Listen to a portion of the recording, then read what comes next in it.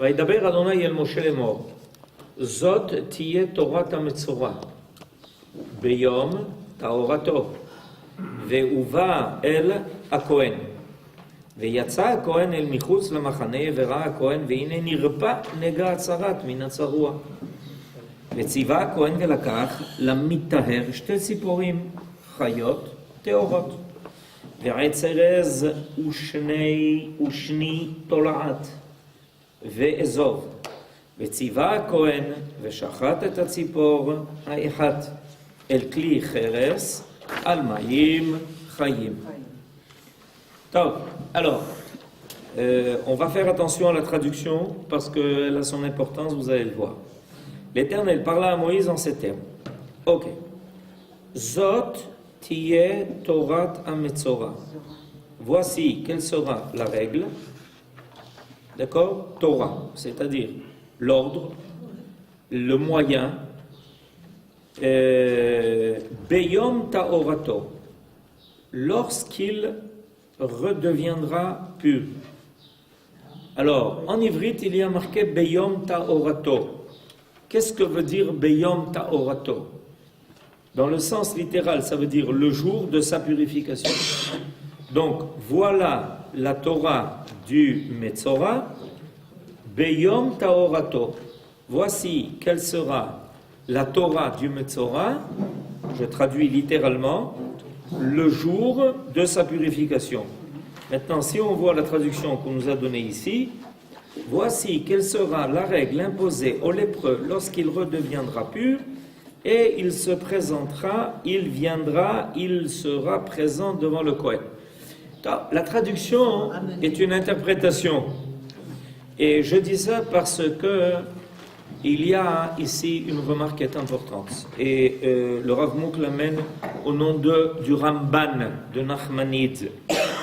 Au jour de sa purification, signifie, d'après Nachmanide, soit le jour de sa guérison, soit le jour où il voudra procéder à sa purification. Évidemment, Beyom Taorato, ça veut dire, Tahara, ça veut dire la pureté. Tahara, le fait de purifier. Alors, pourquoi est-ce que la Torah parle de cela? Elle aurait pu dire par exemple, Beyom, c'est marqué d'ailleurs dans le verset suivant, le verset 3, Veyatsa Kohen el michutz lamachane, Vera'a Kohen veine nirpa nega atzarat. Qu'est-ce que veut dire nirpa? Il était guéri. Alors, est-ce que d'abord le lépreux se purifie ou est-ce que d'abord il se guérit? D'abord il se guérit. D'abord il se guérit, c'est clair. Il est évident que toute la procédure de la purification du lépreux, qui va être indiquée par la suite dans les versets, commence d'abord par la constatation que fait le Kohen, c'est son tafkid, de vérifier que celui qui avait été atteint des plaies de la lèpre est guéri de cette maladie, et une fois qu'il en est guéri, que le Kohen proclame qu'il en a été guéri, alors il va aller se purifier. Or, dans les versets, on nous dit le contraire. Vous avez remarqué qu'on dit le contraire? Zot tiye Torah tametzora, je relis le deuxième verset. Zot tiye Torah tametzora, beyom taorato. Vehuva el hakohen. Veyatsa hakohen el michutz lamachane. Donc, on nous dit voilà quelle sera la Torah du Metzora le jour de sa purification, et il est amené au Kohen. Ok, qu'est-ce qu'il est marqué? Veyatsa hakohen el michutz lamachane. Le Kohen sortira en dehors du camp, parce que le lépreux n'a pas le droit de rentrer dans le camp d'Israël, étant donné qu'il est impur. Vera'a hakohen. Et le Kohen observera la personne en question. Ve'inenir pas. Et il s'avère qu'il a été guéri. Alors comment tu peux parler de Yom Taorato alors que le Kohen n'a pas encore constaté qu'il a été guéri? Quel sens prenez-vous? C'est intéressant, d'accord? C'est incroyable. Quand on lit la Torah dans ce qu'elle dit, on commence à se poser des questions. Quand on ne fait pas attention à ce que la Torah nous dit, alors on ne se pose pas de questions. Mais quand on fait attention à ce que la Torah nous dit, on se pose des questions. Qu'est-ce que vous dites, Abraham? Quel type de guérison? Vous parlez d'une guérison médicale ou une guérison spirituelle? Parce que la guérison spirituelle, une fois qu'on purifie l'individu, on suppose qu'il est guéri. Non, attendez. Alors, ça n'est pas- On ne peut pas supposer du tout. Dans la première paracha, dans la paracha de Tazria, la Torah donne une liste, comme exactement un médecin apprend à voir les signes pathologiques d'une maladie. Le Kohen apprend à repérer chez l'individu les traces de la tsara'at, c'est-à-dire ce qui indique qu'il a été atteint de ce néga, de cette plaie. D'accord? Alors il en est de même pour la guérison du corps, il en est de même pour une guérison morale. De la même façon que quand quelqu'un retourne chez le médecin qui a fait un diagnostic qu'il était malade et que le médecin a constaté qu'il n'a plus les signes de la maladie, il lui dit « Monsieur, vous avez été guéri, donc vous pouvez arrêter de prendre vos médicaments. » En général, c'est comme ça que ça se passe. On n'arrête pas on ne dit pas au patient d'arrêter de prendre des médicaments avant qu'on ait constaté qu'il est guéri. Ok. Alors il en est de même pour le Kohen. Le Kohen examine la personne, c'est ce qui est marqué d'ailleurs dans le Pasuk Gimel. Dans le Pasuk Gimel, qu'est-ce qui nous est dit? Veyatsa a Kohen el michutz la machane, vera'a a Kohen, veine nirpa. Nirpa, c'est refoua. C'est un mot que vous avez appris à l'Ulpan, non? D'accord, mais... D'accord? Veine nirpa nega atzaraat min atzarua.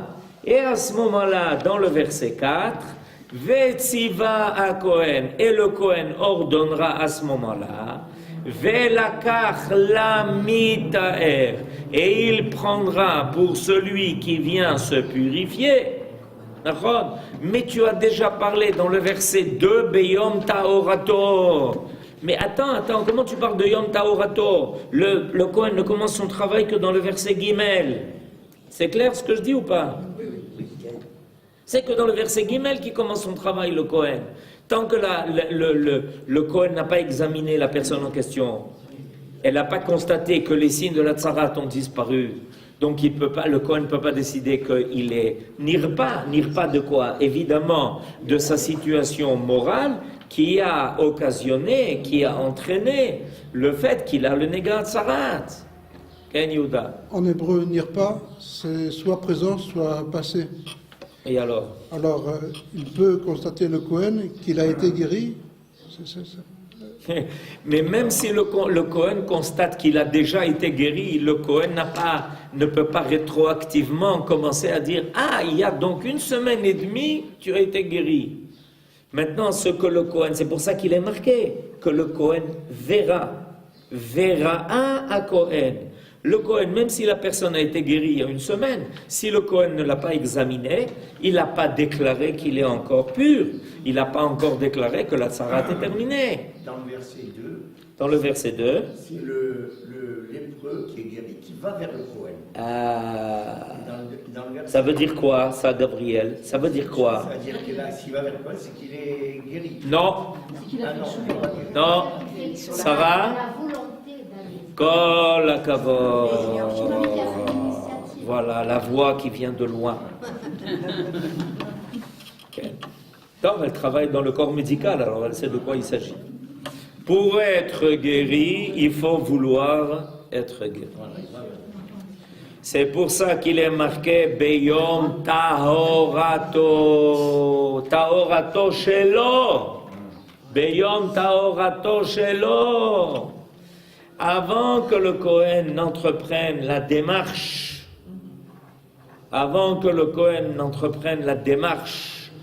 qui est un constat, en fonction évidemment de tout ce qu'il a appris dans le cadre de la Torah du Metzora. Il a appris que tel et tel signe prouve qu'il est Metzora, que quand tel ou tel signe disparaît, ça prouve qu'il est en processus de convalescence morale, qui se traduit aussi de façon psychosomatique par des signes sur son corps, etc., etc. Mais il y a quelque chose de fondamental. La chose fondamentale est que le Metzora a voulu être Tahor. Ça veut dire quoi qu'il a voulu être Tahor? Quoi? Il a voulu être libre. Ça veut dire qu'il a voulu faire tchouva. Il a voulu se purifier. C'est pour ça qu'il est marqué Beyom Tahorato. Son auto-purification. Shalom Aleichem. Elbi Yaakov, prenez votre place. Prenez votre place. Prenez votre place. Vous comprenez? Beyom Tahorato, ça veut dire qu'il a voulu se purifier. D'abord, tout commence par sa volonté d'auto-purification. Oui, Esther. Ils n'ont pas fait teshuva, ça veut dire qu'ils sont impurs. Hein? À l'inverse, ça veut dire que tous les gens qui n'ont pas fait teshuva, ils sont impurs. Ça veut dire que celui qui n'a pas fait tchouva, il y a des choses qui profondément encore le gênent dans sa vie. Maintenant, à l'époque de la Torah, on avait un instrument qui aidait beaucoup. Pour certaines fautes, il y avait les signes de la tsara'at. On ne pouvait pas faire semblant de. Le grand problème dans la vie, c'est qu'on fait semblant de.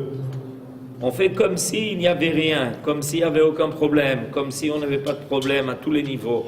À l'époque de la Torah, c'était de l'évidence. Quand quelqu'un avait fauté, il y avait une évidence de sa faute qui apparaissait dans son propre corps. C'était quelque chose de, comment dirais-je, de très positif. Comme quelqu'un qui a une maladie en lui et il n'y a aucun signe. Et un jour, on lui dit, monsieur, c'est trop tard. Alors que quelqu'un qui a des signes évidents de sa maladie, ça l'aide tout de suite à commencer à se réveiller, à se dire hey, il y a quelque chose qui ne va pas, alors il court chez le médecin, il va faire ce qui est nécessaire pour soulager sa douleur, pour soulager sa maladie. Donc, je répète, il y a ici quelque chose de fondamental et très important, c'est quelque chose de très important. Pourquoi? Parce que ce que la Torah est en train de nous enseigner, c'est quelque chose qui est vrai de tout temps, à toute époque. Il est clair qu'il n'est pas possible d'imaginer que ces deux parachutes de Tazria Metzora ont été donnés pour un temps, il y a de cela 2500 ans, que depuis, ça ne nous concerne plus. Alors on entend les deux parachutes au Beth Knesset, et on entend et nous on est dans notre coin et on se dit de toutes les façons, ça n'a rien à voir avec nous aujourd'hui. C'est faux. C'est faux, parce que la Torah est en train de nous expliquer qu'avant de commencer à chercher une aide qui est extérieure, celle du Kohen, qui va venir constater, qui va venir prouver, qui va venir diagnostiquer ce que tu as, est-ce que tu as déjà surmonté ou pas ta maladie, il faut que la personne dise « Dai, je veux être Tahor, Beyom Tahorato, j'ai décidé d'être Tahor, je veux faire tchouva, je veux me purifier de ce qui a entraîné cette maladie, celle-là ou une autre, peu importe. Ça commence par donc la personne elle-même, Beyom Tahorato, de la personne elle-même. Tout ce qui va se passer ensuite avec le Kohen, ça va suivre. Et c'est pour ça que Beyom Tahorato, c'est quelque chose qui a plusieurs sciences. C'est ce que nous dit Nachmanide. On peut le considérer comme le jour de sa guérison. On peut le considérer comme le jour où il voudra procéder à sa purification. Ça veut dire que le Metzora a décidé de l'Eitaer. Il a décidé, il veut. Au verset 2, il n'est pas encore. C'est comme quelqu'un dit, aujourd'hui c'est le jour de mon mariage. Il dit ça le matin et il se marie le soir. Non. Non. C'est comme quelqu'un qui dit aujourd'hui c'est le jour de mon mariage parce que j'ai décidé de me marier. Oui, bien sûr, il a et alors décidé. le matin, on n'arrive pas au mariage si on n'a pas décidé de se marier le matin. Tout à fait, mais il n'est pas encore au moment où il... Nachon, mais en réalité, ce que la Torah est en train de nous dire, c'est que le point essentiel de la Tahara, ce que le Kohen va faire, c'est déjà étape 2, 3, 4, 5, 6. Ce qui est essentiel, c'est le numéro 1. Le numéro 1, c'est lui, c'est la personne elle-même. Beyom Tahorato, j'ai décidé, zéro, je veux m'en sortir. C'est cette idée fondamentale qui est en fait à la base de tout tchouva, de tout tikkun. Je veux m'en sortir. De la même façon que, évidemment, j'élargis ça, de la même façon que le Ham Israël, c'est-à-dire, la semaine prochaine c'est Yom Ha'atzmaut, un jour a décidé, je veux sortir de l'exil. Zéo, Beyom Taorato, il veut sortir de l'exil.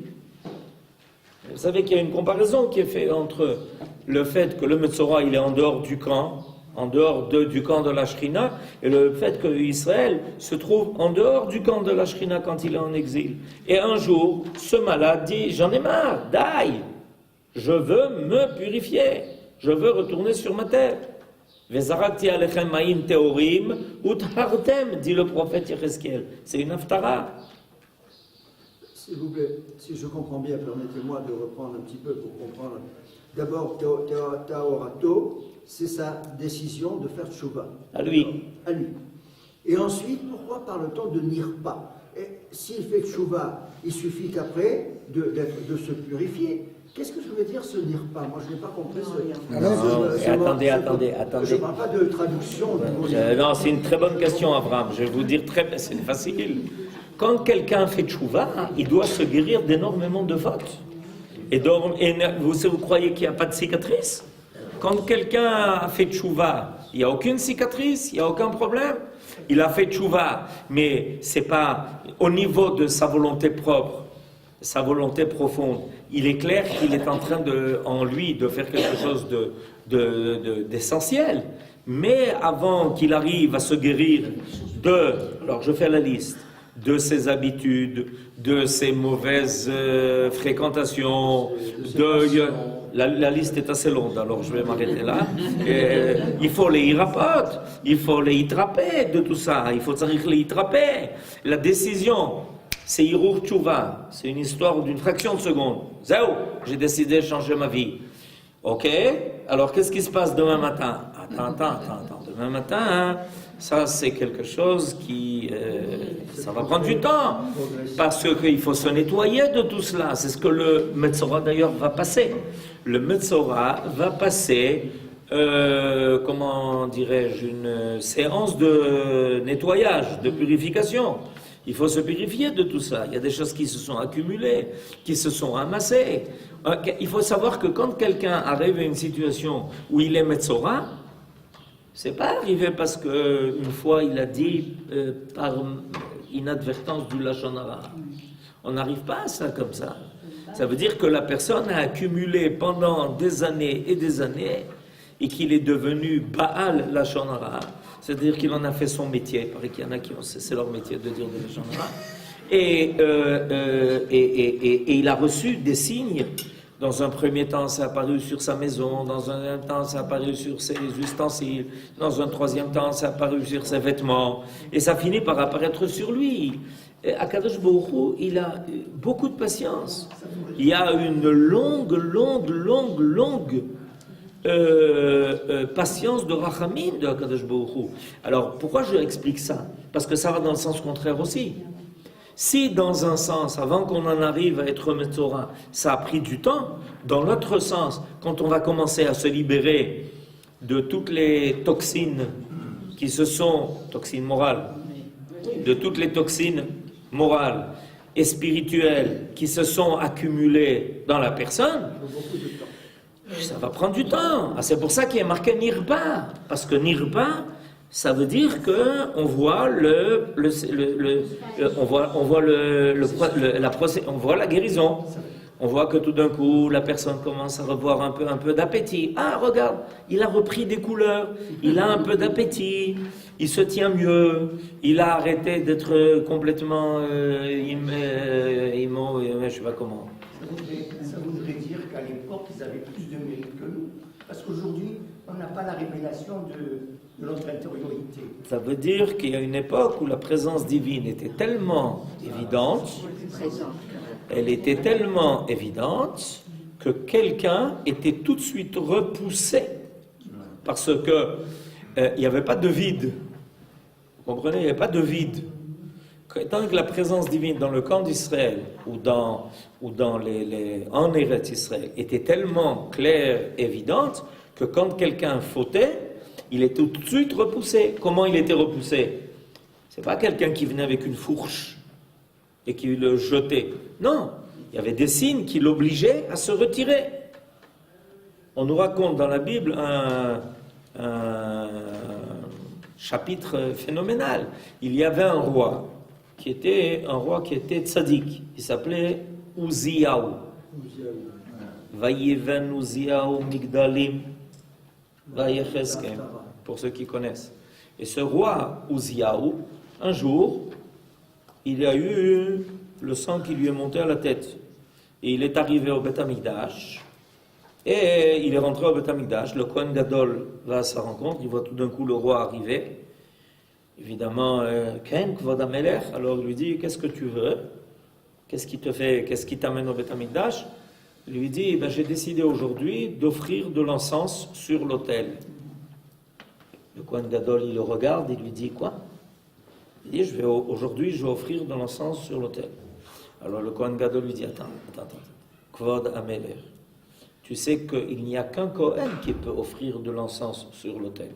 C'est pas quelqu'un qui n'est pas Kohen n'a pas le droit de faire ce service-là. Alors le roi il s'est mis en colère et il lui a dit, mais moi je veux, qui peut donner plus d'honneur au roi des rois qu'un roi?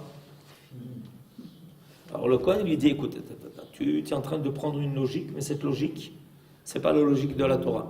Alors le roi s'est énervé, il a pris la pelle dans laquelle on met l'encens et il a voulu donner un coup au Kohen Gadol qui l'empêchait d'offrir de l'encens. À ce moment-là, il est devenu lépreux de la tête aux pieds. Et il s'est sauvé comme parce qu'il connaissait la halakha, il s'est sauvé et il est allé habiter dans un cimetière. Pourquoi? Parce que quelqu'un qui est lépreux est considéré comme mort. Donc il est sorti du camp. Donc il y avait une situation où la présence divine était tellement évidente, elle était tellement claire, que personne ne pouvait se permettre de jouer avec cela. D'accord? On ne pouvait pas faire comme si. Donc c'est pour ça qu'il est marqué Nirpa. Ok? Par rapport à la question de Gabriel, ça voudrait dire qu'aujourd'hui on n'a pas l'évidence, comme tu as dit, l'intériorité. Ouais. Qu'est-ce qui remplace cette notion de ça? Tous les problèmes qu'on a. Hein? De santé. Il paraît qu'il y en a. Problème de santé ou autre. Ou autre. C'est la Gemara. Le Talmud le dit de façon très claire. Sache une chose, que bien qu'on n'ait plus les lois en cours de l'époque du Sanhédrin, Akadosh Baruch Hu a toutes les méthodes pour remplacer ça. Et il arrive des tas de choses et on dit, mais c'est terrible, qu'est-ce qui est arrivé, pourquoi, Akadosh Baruch Hu continue sa Ashgacha, sa providence, à une petite maladie, à l'autre, un petit problème par-ci, à un autre, etc., etc. Bon, vous connaissez la liste. Alors, dit le Rav Mouk. Donc, on a expliqué Beyom Ta'orato. Après avoir longuement exposé dans la paracha précédente les lois d'impureté du Metzora qui provient d'un être humain, la Torah consacre la paracha présente aux lois relatives à la purification des impuretés qui vient d'être énoncée. Chaque fois, disait Rabbi Lévi, que l'Éternel enseignait à Moshe, regardez cette chose extraordinaire que nous dit le Midrash, à chaque fois que Akadosh Baruch Hu enseignait à Moshe un cas d'impureté, il lui faisait suivre les moyens de purification. C'est-à-dire que l'impureté est une situation passagère. On commence de quelque chose de tort. Il peut arriver en raison de toutes les malheureusement les événements de notre monde, il peut arriver que quelqu'un passe par un état d'impureté, et l'idée de la Torah, c'est de retrouver l'état de pureté premier. On ne commence pas, la création ne commence pas par un état d'impureté. La création de l'homme ne commence pas par la faute, contrairement à ce que certains affirment. L'homme commence par être quelqu'un qui n'est pas fauteur. Au départ, il n'est pas fauteur. Il est un homme. Il y a la possibilité de la faute, mais il n'y a pas la nécessité de la faute. Il y a la possibilité de l'impureté, mais il n'y a pas la nécessité de l'impureté. Donc, dès que Akadosh Baruch Hu enseignait les cas d'impureté, automatiquement, il enseignait à Moshe Rabbeinu le moyen de se purifier. C'est-à-dire quoi? C'est de retrouver l'état premier, donc la tchouva. Qu'est-ce que c'est la tchouva? Tchouva, littéralement, traduction littérale, le retour. Le retour, c'est ça que ça veut dire. Retourner à quoi? Retourner à l'état premier, retourner à l'état initial, où il n'y a pas d'impureté. Le plus vil pécheur qui expiait ses péchés par d'horribles maladies peut ainsi, par la volonté de Akadosh Baruch Hu, retrouver sa pureté au jour qu'il voudra. J'ai observé ses voies, dit l'Éternel, et je veux le guérir, le guider, lui dispenser la consolation, à lui et à ceux qui sont affligés à son sujet. Voilà ce qui est marqué dans le prophète Ishaïa. Akadosh Baruch Hu désire ça. Il désire que celui qui est impur redevienne pur, que celui qui a fauté redevienne pur de ses fautes. Il le désire, il le réclame. Et c'est pour ça que la Torah ne parlera pas d'impureté sans parler des moyens de s'en défaire. Ken, ça va? De revenir un petit peu en arrière. Mais quand un enfant naît, c'est un tino. C'est le mot tikkun. C'est-à-dire qu'on a l'impression qu'en fait l'enfant, il arrive dans ce monde-ci pour réparer quelque chose. Donc, il vient réparer quoi puisqu'il n'y a pas de notion? Non, le mot tinok, c'est pas le mot tikkun. Le mot tinok, c'est le mot tinok. Maintenant, dans le mot tinok, on trouve les lettres de tikkun. Pourquoi? Parce qu'on sait que, évidemment, toute personne qui apparaît dans ce monde devra finalement, d'une façon ou d'une autre, avoir à réparer certaines choses. Et dans un premier temps, tant qu'il est tinok, c'est pas lui qui répare quoi que ce soit, c'est celui qui s'occupe de lui, du tinok. Le premier tikkun, il commence pas par lui, il commence par ceux qui s'occupent de lui. Pourquoi? Parce qu'un tinok, c'est quelqu'un qui est dépendant. Et évidemment, quand on donne vie à un tinok, alors il faut être quelqu'un plein de chesed, plein de dévouement, plein de bonté, plein de faire abstraction de soi-même, se lever 10 fois dans la nuit, l'amener à la tipat chalav, l'amener à la tipat shemesh, l'amener à tout ce que tu veux. Bekitsour, pendant des années, les mamans donnent l'essentiel de leur énergie et de leur temps et de leur vie pour s'occuper du tinok. C'est un grand tikkun.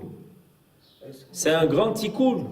Le tikkun, il commence pas par le tinok, il commence par ceux qui s'occupent de lui. Après le nitou, la maladie de l'enfant aussi, elle commence par ça. La maladie de l'enfant fait partie de son introduction dans un monde qui est à réparer.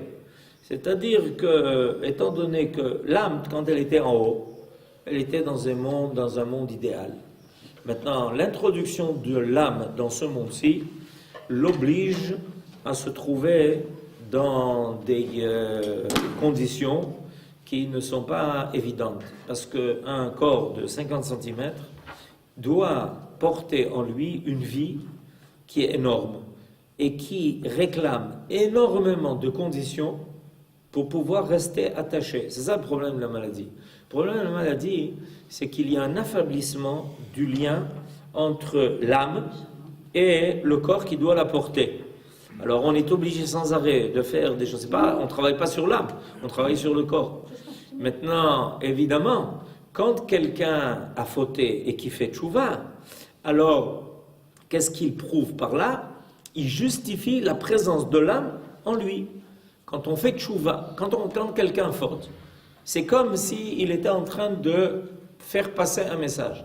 Écoutez, vous m'avez donné une âme qui est tellement précieuse et qui est tellement extraordinaire que je ne suis pas capable d'assumer sa présence. Alors, si tu continues comme ça, et que tu n'es pas capable d'être le bon gardien de ton âme, ça va mal se terminer. Il vaut mieux que tu... Alors, on lui envoie des choses pour lui rappeler qu'il a en lui présent une âme qui est précieuse. Le Or HaChaim appelle l'âme une pierre précieuse. Et chaque jour de la présence de l'âme dans ce monde, c'est un amas de pierres précieuses. D'accord? Alors, quand quelqu'un donc fait tchouva, qu'est-ce qu'il dit? Non, non, non, écoutez, je suis conscient de cela et je vais tout faire pour que mon âme se sente bien en moi. Voilà, c'est ça qu'on fait quand on fait tchouva. Ah, si tu fais tout ça, kol hakavod, tu justifies la présence de ton âme en toi, ok, tu vas être guéri. C'est le inyan. Ok.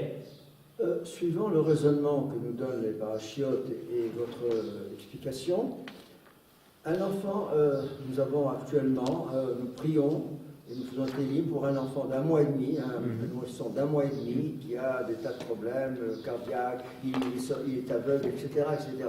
Alors, suivant cette conception-là, est-ce qu'il n'y a pas la loi génétique? Si la mère se sentait impure, au sens où nous l'entendons là, est-ce qu'elle ne peut pas transmettre à ce tinoc, parce que ce tinoc, en valeur absolue, il n'a fait aucune faute, il devrait avoir aucune maladie. Alors comment expliquez-vous alors qu'un enfant, un nourrisson d'1 mois puisse avoir tant de problèmes comme ça dès le départ? Si on ne voit pas le problème, alors si on ne voit pas le problème de la génétique qui se manifeste à travers la maman. Non, il y a une génétique, morale, il y a une génétique spirituelle. Il y a... Non. On fait des télim, c'est bien gentil, mais on ne comprend rien. D'abord, on comprend rien, c'est vrai. On ne comprend rien. Premièrement, on comprend rien, c'est vrai. C'est vrai, on comprend rien. On va commencer par ça, on comprend rien. Deuxièmement, il faut être conscient qu'à part, comme je disais tout à l'heure, à part la responsabilité individuelle, il y a une responsabilité qui est collective. Il n'y a pas qu'une responsabilité individuelle, une responsabilité collective. Dans la mesure où on se sent Une responsabilité collective, c'est une responsabilité de toutes les générations qui ont précédé et de tous les gens présents dans cette génération. Vous êtes capable de faire ce calcul? Ça me paraît un peu difficile de faire ce calcul-là. La responsabilité de toutes les générations qui ont précédé et de tous les gens présents à cette génération. Vous savez combien ça fait Si on fait ça en exponentiel, qu'est-ce que ça nous donne? C'est un chiffre que personne ne peut avoir en tête. Donc, réponse, vous avez raison, on ne comprend rien. Pourquoi on ne comprend rien? Parce que le nombre de données dont on doit prendre en considération, ça n'a rien à voir avec la responsabilité du tinoc. C'est pour ça que j'ai dit tout à l'heure, quand un tinoc, on doit s'occuper de lui, la responsabilité est de ceux qui doivent s'en occuper. Le tinoc, laisse-le tranquille, le pauvre, il est avec sa sucette et son biberon, laisse-le tranquille. Il n'a rien à voir dans cette affaire. Maintenant, il y a une responsabilité que tout le monde doit assumer, et c'est important, c'est marqué dans beaucoup d'endroits, qu'on a une responsabilité collective vis-à-vis de toutes les générations, et c'est pour ça que Veshiv lev avot al banim, velev banim al avot, poked avon avot al banim, ou banim al avota. Il y a tout, il y a beaucoup de choses.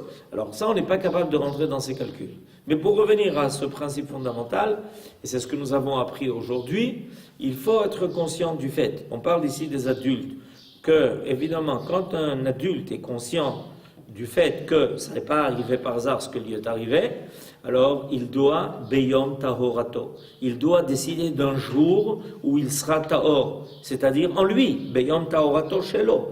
Et le fait de venir au Kohen va être la suite, va être la conséquence de tout cela. D'accord? Ok. Non, je voulais dire, si on l'admet pour un enfant, pourquoi on l'admet pas pour un homme? Qui dit qu'on ne l'admet pas pour un homme? Mais évidemment, plus quelqu'un est adulte, plus il devient autoresponsable. Il est clair que l'on admet aussi pour un homme, et il est clair qu'il y a une responsabilité collective vis-à-vis de tous les enfants d'Israël. Ve'iskol Israël arevim zelazé, ve'arevim zebazé, c'est pas des mots. C'est vrai, vous avez raison. Mais il y a aussi une part, quand quelqu'un est devenu adulte, quand un enfant est un enfant et qu'il est un tinoc, comme Abraham l'a dit, on ne peut faire pas en aucun cas prendre sa responsabilité, ça n'existe pas. D'accord? Alors, Bezrat Hashem, Beyom Taorato, Amen, Kenyan, Shabbat.